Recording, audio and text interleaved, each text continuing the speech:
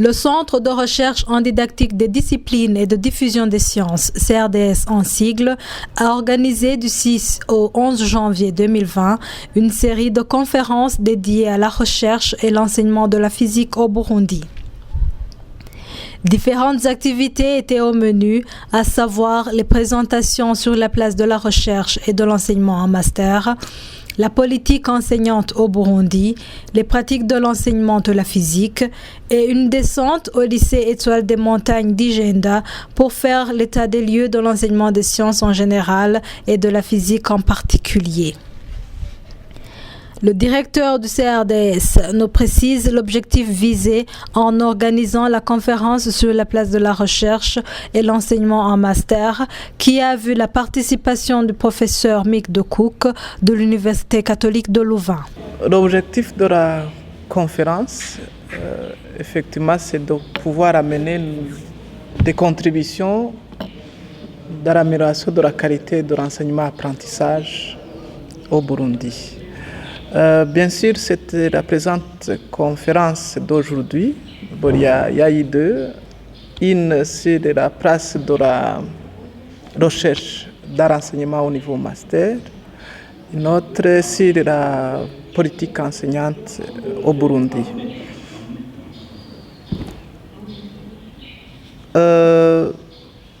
Ça s'inscrit dans une collaboration que nous avons commencée avec les chercheurs de l'Université catholique de Louvain, Kaireven, professeur Mick de Cook, qui a fait la première exposé. Et ça s'inscrivait dans le projet 1 du programme VRID, le projet 1 qui consiste à l'appui au niveau de l'enseignement et de la recherche en sciences de base. Les 3 premiers jours, nous avons travaillé sur des projets de recherche, 6 projets de recherche que les chercheurs du CRDS avaient. 4 de ces projets étaient en rapport avec l'enseignement de la physique. Et un projet était en rapport avec l'enseignement de la chimie et un autre en rapport avec la dispense DTP au niveau de la faculté des sciences de l'ingénieur. Et donc, à côté de ces projets mis en place, on voulait aussi diffuser, essayer de sensibiliser que la recherche est très importante dans l'enseignement, surtout au niveau master, surtout qu'on est au début des masters ici dans notre université. Le professeur Mick de Cook, spécialiste en didactique de la physique, nous relate le contenu de sa présentation. Donc dans la présentation, j'ai parlé de la relation entre la recherche et l'enseignement au niveau master et doctorat. Dans la littérature, on trouve le terme Research Teaching Nexus, qui indique une relation forte qu'on ne peut pas éviter. Donc, il est donc important d'intégrer la recherche dans la formation des étudiants et on peut le faire en mettant en contact les étudiants avec les littératures scientifiques récentes et s'en approprier dans la pratique de la recherche. Mais pour obtenir ou arriver à ces objectifs, on a besoin du staff qui a l'expertise aussi pour faire la recherche. Dans l'atelier de formation avec les enseignants de physique au secondaire, il a été constaté qu'il n'y a pas d'engouement de la physique ni par les enseignants ni par les étudiants. La théorie du philosophe chinois Confucius est alors justifiée par la conception du matériel de laboratoire par ses enseignants de physique au secondaire. Dr Alexis Banouza fait une large appréciation des travaux de cette journée, très riche en communication scientifique et qui ont rassemblé les enseignants de la physique. L'évaluation qu'on peut en faire, c'est que ça a été une grande réussite parce que c'était une occasion de rencontre entre les chercheurs en didactique de la physique, didactique des disciplines et les enseignants de terrain. Surtout qu'on avait eu la chance d'avoir parmi nous un chercheur chevronné en didactique de la physique venu de la Belgique à l'Université catholique de Louvain.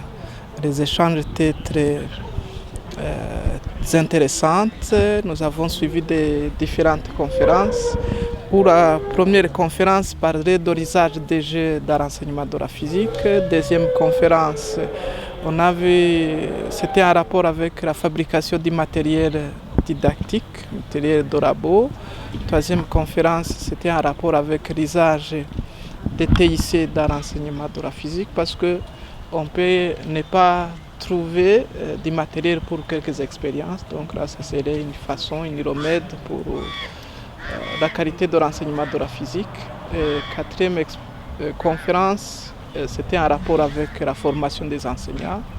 Parce que si on n'a pas des enseignants bien formés, la qualité, on ne peut pas l'avoir.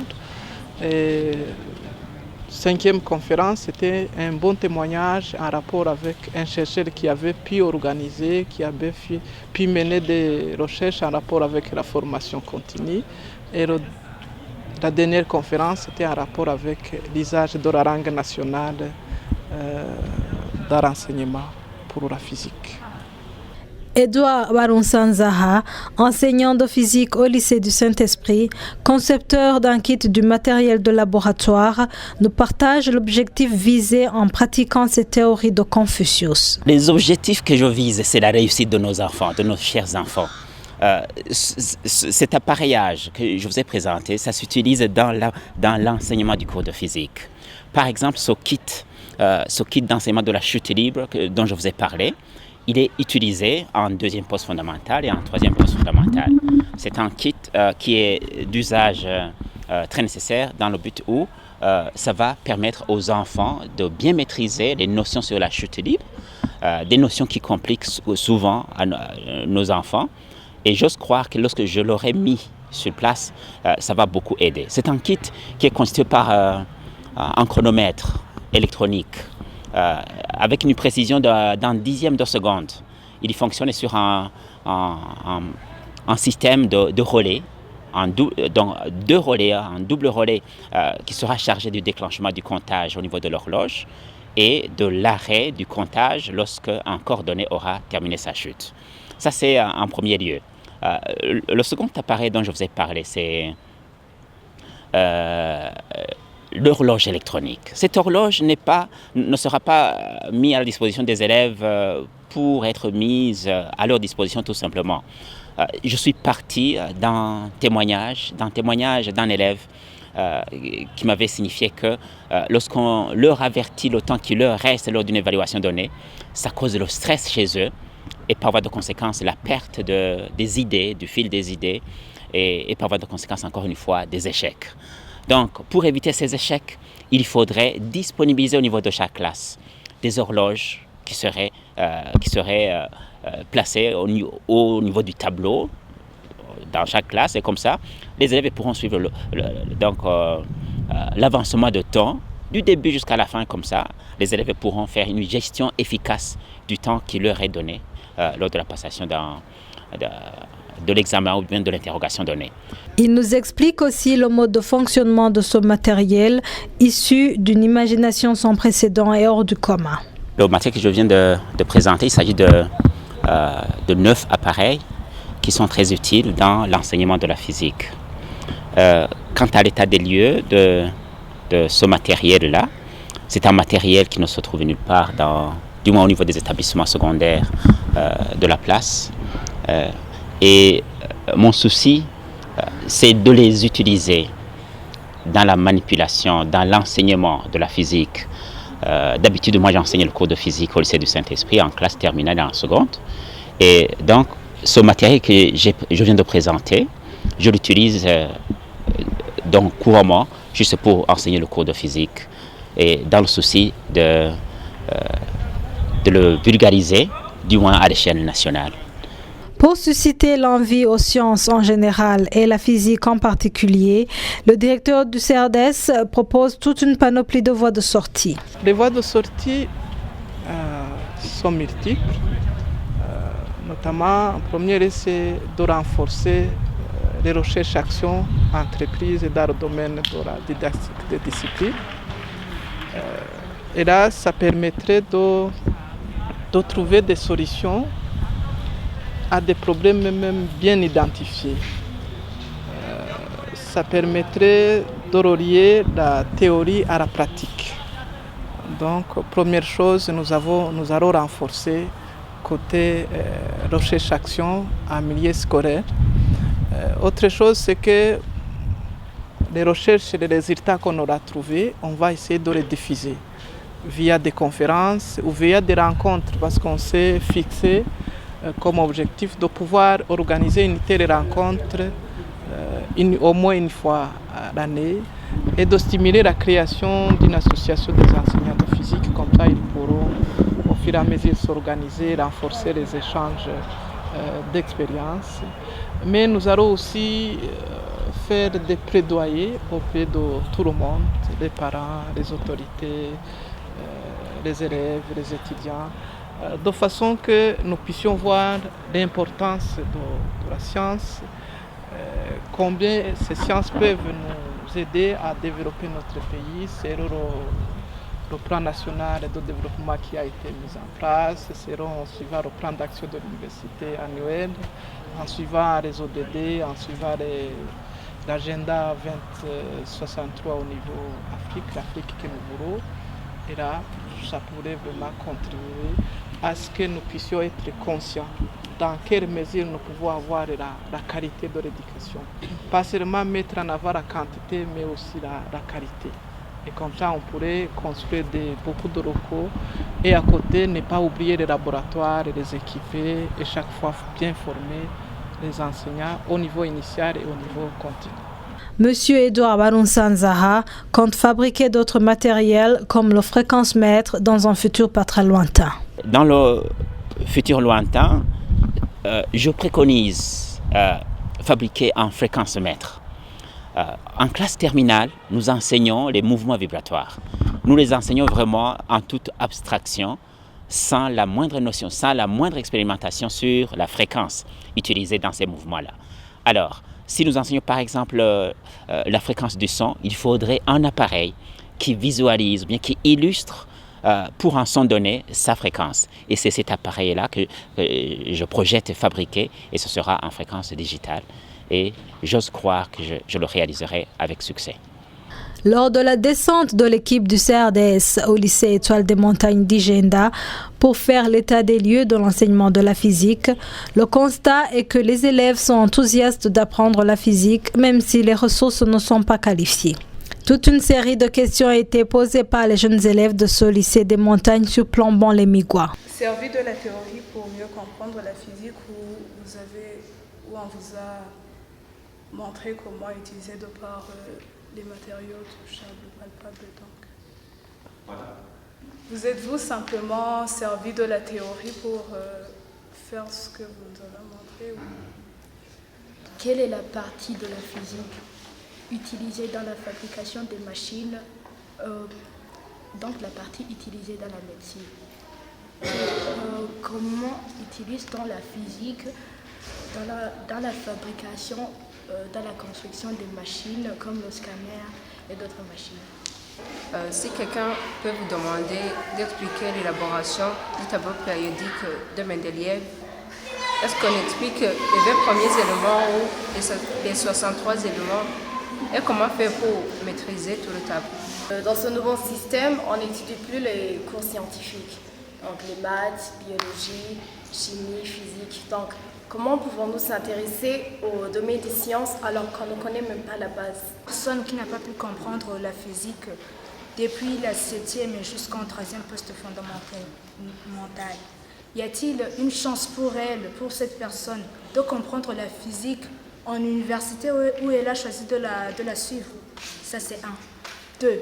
Devra-t-elle commencer à zéro pour comprendre la physique ou elle devra commencer par là où elle s'était arrêtée? La directrice du lycée Étoile des Montagnes d'Igenda, ravie de la visite de l'équipe du CRDS, épingle les forces et faiblesses dans l'enseignement de la physique. Ici, nous avons en tout 3 sections.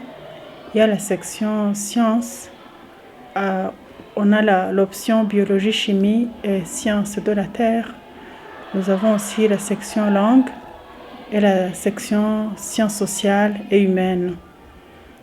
Pour ce qui concerne la section sciences, comme force, c'est que maintenant la jeunesse aime les sciences.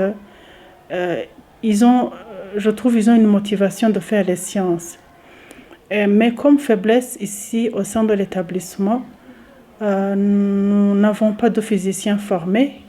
Donc le professeur qui donne le cours de physique, même dans les classes terminales, il a une formation d'ingénieur. Il a fait l'ISA. Ce qui fait que probablement il y a des aspects pour lesquels les élèves ne sont pas satisfaits. Je trouve que dans d'autres sciences comme la chimie, comme les mathématiques, nous n'avons pas un grand problème là-dessus par rapport à la physique. Oui. Mais il se débrouille, il fait son mieux. Les élèves, plus de la moitié, peuvent avoir 50% à l'examen d'État. Qui plus est, les laboratoires non équipés, les ouvrages de la bibliothèque non actualisés, tels sont les grands défis qui hantent l'apprentissage conséquent par les élèves. Pour le matériel didactique, nous avons un laboratoire, mais le matériel de labo, il n'y en a pas. Ce qui fait que aussi la manipulation, le côté manipulation, n'y est pas. Ce qui ne favorise pas non plus une bonne compréhension. La bibliothèque, il y a des livres, mais des livres qui datent des années, parce que notre école, elle date de 1963. Il y a des livres qui sont là, mais aussi, je dois le dire, la jeunesse actuellement ne s'intéresse pas à la recherche, à la bibliothèque. On leur interpelle de le faire. Ceux qui le font, ceux qui s'y intéressent, nous voyons qu'ils ont des progrès au niveau des résultats, même aux examens nationaux. Tout en rendant hommage à l'équipe du CRDS, cette responsable scolaire a formulé les vœux de pérenniser ce genre de visite et de privilégier l'approche de la spécificité des domaines. J'ai pu suivre l'entretien que les membres du CRDS ont pu faire ici. J'ai vu que ça cadre avec la nouvelle pédagogie d'intégration. En fait, quand on n'a pas compris la matière, quand l'élève ne fait que mémoriser ce que l'enseignant lui donne sans comprendre, il ne voit même pas l'applicabilité du contenu de la matière au niveau de la vie pratique. Alors, il y a eu une bonne sensibilisation pour faire aimer la science, mais aussi pour axer plus sur l'aspect compréhension, sur l'aspect pratique dans la vie courante, en vue d'être utile dans la société. Oui. Et je demande à ce que ces visites puissent continuer, non pas dans le cadre d'ensemble, mais cibler une section. Ici, il y avait les physiciens, il y avait les pédagogues, il y avait les psychologues, les chimistes. Mais dans d'autres visites, si c'est faisable selon le programme que vous avez, cibler les physiciens, faire une séance de physique, aussi un autre jour, une séance de biologie ou une séance de chimie, aussi avec la section sciences sociales et humaines. Les psychologues peuvent aussi aider les élèves qui font cette section pour comprendre, je dirais, les débouchés, l'utilité de cette section. Merci.